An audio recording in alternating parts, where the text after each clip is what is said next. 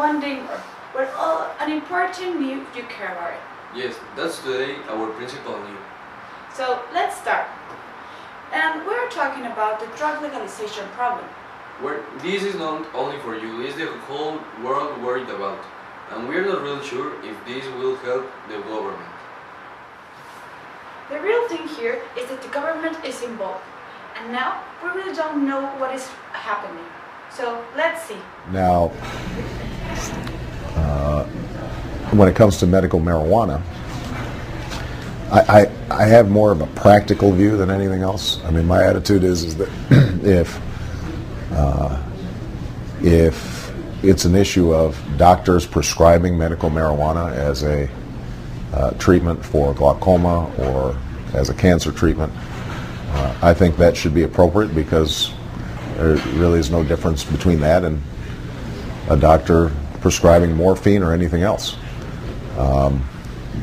I think there are legitimate concerns in not wanting to allow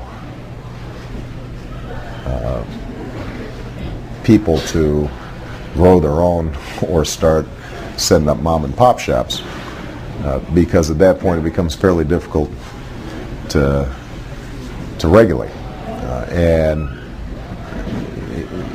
you know, again, I'm not familiar with all the details of the initiative that was passed and what safeguards there were in place, but I think the basic concept that using medical marijuana in the same way with the same controls as other drugs prescribed by doctors, I think that's entirely appropriate. Federal law, of course, still considers it a controlled substance, Right. and there have been attempts from Washington to punish doctors.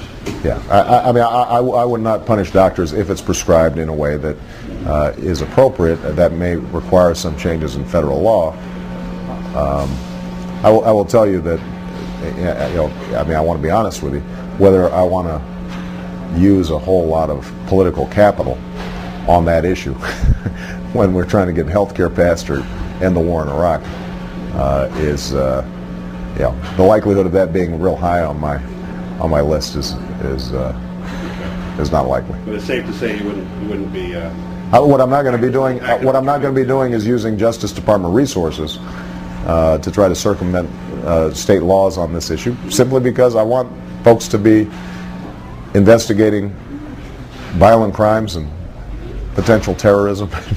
We've got a lot of things for our law enforcement officers to deal with. The illegal drug trade is not only a simple market, it's a black market that is dedicated to the cultivation, manufacturing, and sale of drugs, that the real subject is the prohibition laws of drugs. So it's incredible. They are not just lying to us or to you, they are lying to the whole world. Corruption in Mexico has contributed to the domination of Mexican cartels in the illicit drug trade. Since the 20th century, Mexico's political environment has contributed to allow the drug trade and the drug dealing activity. Over the last 6 years, Mexico has spent billions of dollars to combat drug trafficking.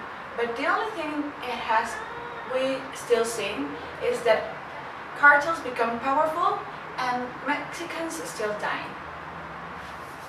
It can be handled a product that is illegal in Mexico, trying to stop its transfers to the United States, where there in some states it is not illegal. So that's right. And even though if the report says something different, the US government would not support to stop its transfer of drugs, and it would have like another position to transfer it to other countries.